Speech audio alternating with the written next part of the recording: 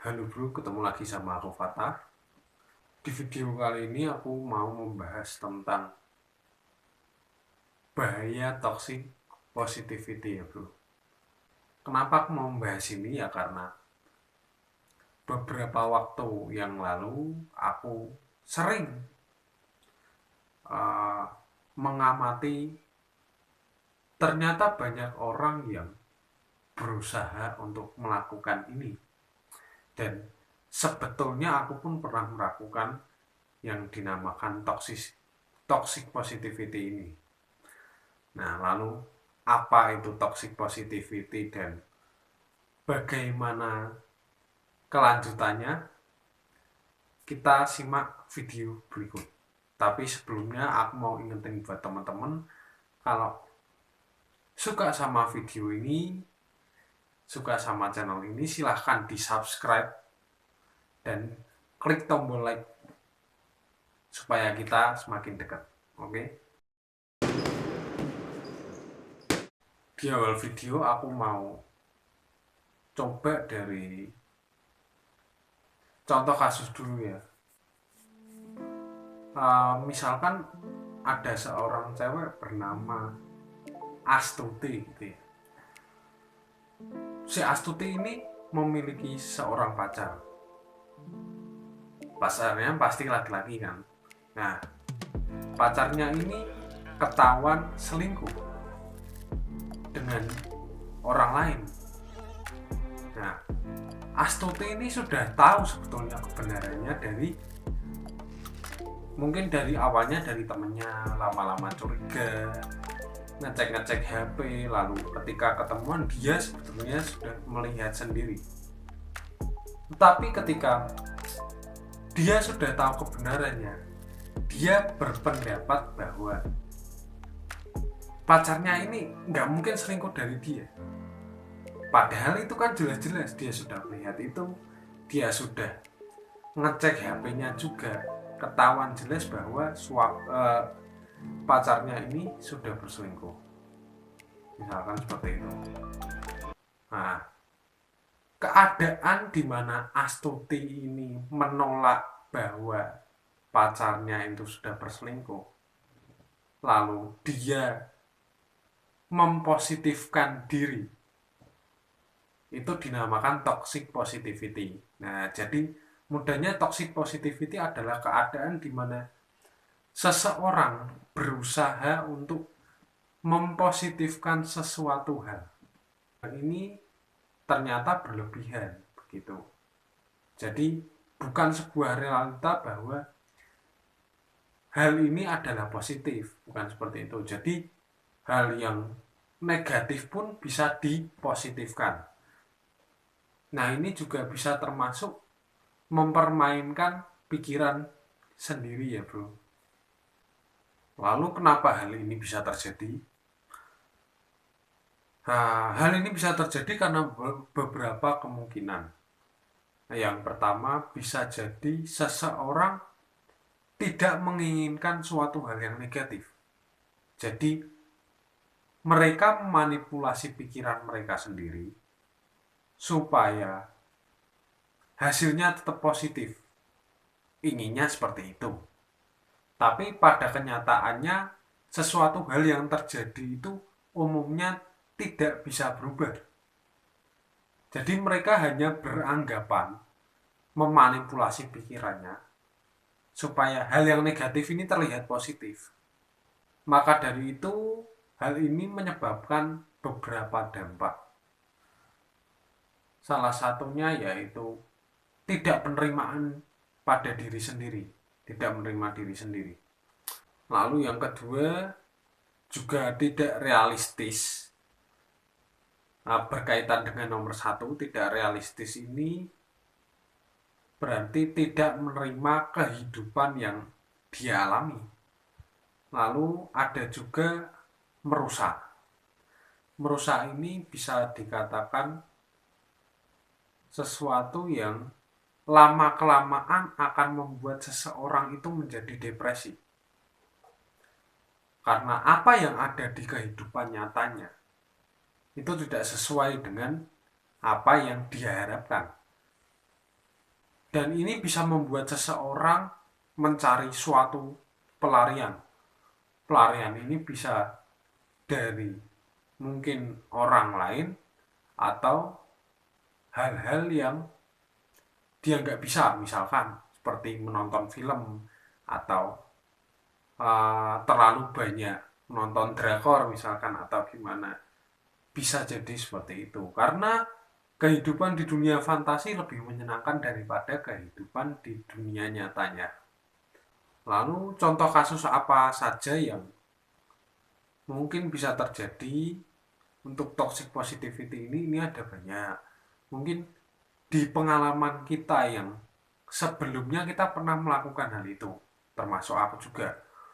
Nah, hal ini berkaitan dengan mungkin ada di hubungan percintaan, ada di karir, lalu partner bisnis. Kalau aku pengalamanku di situ ya, tapi kalau ada yang lainnya juga mungkin saja bisa. Intinya ketika seseorang memanipulasi, nah supaya menjadi positif itu bisa dikatakan kemungkinan besar toxic positivity. Jadi gitu ya bro, antara benar-benar positif atau real positif dengan toxic positivity atau suatu hal yang mempositifkan diri padahal aslinya negatif itu berbeda. Nah ini perlu disadari juga bagi kamu kalau mengalami hal ini perlu hati-hati, perlu waspada. Oh iya terus aku sedikit menyinggung tentang law of attraction ya bro. Jadi hukum tarik menarik yang mungkin pernah viral di beberapa tahun lalu. Aku tidak mengatakan hal itu sepenuhnya salah. Cuman aku percaya bahwa penangkapan yang salah itu bisa menghasilkan suatu hal yang tidak berjalan lancar juga. Memang dalam hukum tarik menarik itu kita diharuskan untuk memikirkan suatu hal yang positif. Mungkin dari berkata-kata positif, melakukan afirmasi positif, sampai dengan hal memvisualisasikan suatu hal yang positif. Itu betul. Namun, aku sendiri dahulu mengalami yang namanya apa-apa tak jadikan positif. Termasuk hal negatif itu.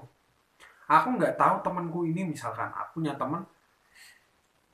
temanku ini ternyata memanfaatkan aku saja.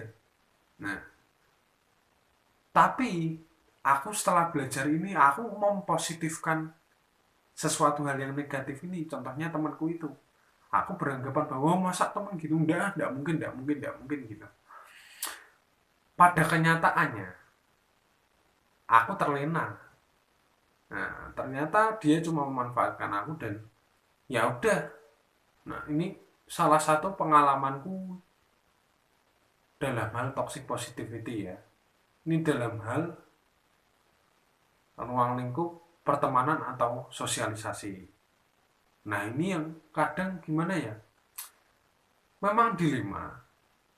Di satu sisi antara negativitas, rasa curiga dan lain-lain itu juga penting gitu bro, supaya kita bisa berpikir realistis, kita bisa mengerti keadaan yang terjadi pada kita sendiri sebelum kita melakukan hal yang positif atau setelahnya juga.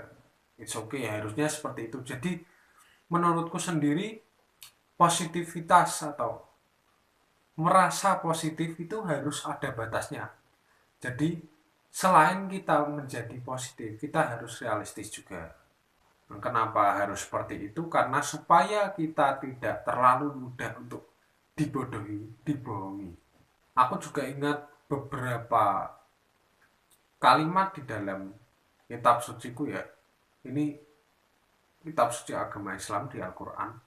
Itu disebutkan bahwa ada kalimat yang kata-katanya bagi orang-orang yang berpikir. Jadi segala sesuatu itu harus dipikir juga. Nggak asal kita gamblang mempercayai suatu hal. Termasuk mungkin suatu ilmu, suatu pertemanan, atau hubungan dengan yang lainnya. Setelah kita tahu bahwa kita berada di posisi yang toxic positivity ini, apa yang harus kita lakukan? Yang harus kita lakukan, menurutku yang pertama, kita memang harus positif dulu dari awal. Kita berpikir positif dulu sebelum melakukan sesuatu. Jadi ketika sebelum melakukan sesuatu, kita berpikir netral kalau bisa. Tapi kita perlu sadar bahwa berpikir positif itu seperlunya. Nah, bisa juga kita dengan nggak sekedar positif, kita juga mempersiapkan sesuatu apa yang kurang. Nggak cuman sekedar berpikir positif aja, tidak melakukan sesuatu. Nah, ini yang berat.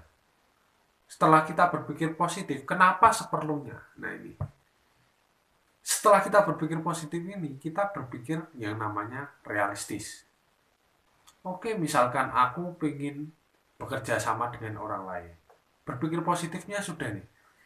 Aku sudah berpikir, oh dia orangnya baik, dia orangnya sopan, misalkan seperti itu. Enak diajak ngobrol. Nah, setelah seperti itu, kita juga perlu realistis. Nah, apa sih yang kekurangan dia yang dia miliki? Nah, kita bisa nggak nerima itu?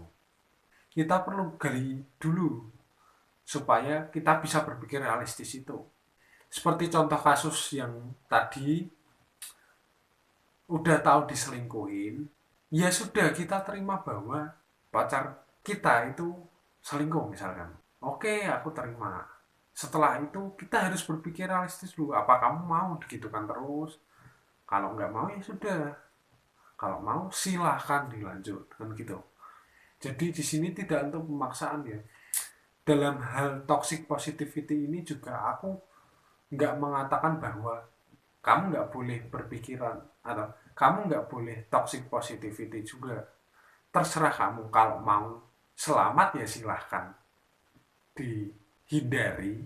Kalau misalkan nggak mau, tetap mau mempertahankan, masih bersikeras dengan oh, pokoknya gini, aku percaya pacarku pasti baik, pacarku gini gini gini, terserah. Itu terserah kamu ya kan.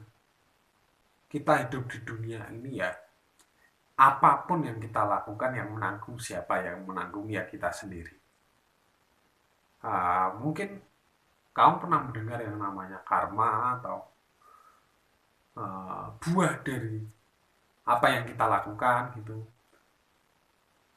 Itu yang menanggung siapa ya? Menurut apa yang aku ketahui ya, yang menanggung itu kita sendiri juga. Nah, mungkin orang lain kena dampaknya, tapi tetap kita juga yang bakalan kena gitu loh. Kita yang paling berdampak. Oke, sekian dulu bro. Aku anjurkan untuk ya sebisa mungkin menghindari yang namanya toxic positivity ini, karena memang ada kecenderungan untuk merusak itu. Nah, tapi kembali lagi terserah kalian. It's okay apapun alasannya, aku terima. Aku cuma mau membantu aja. Gitu aja, oke? Terima kasih. See you.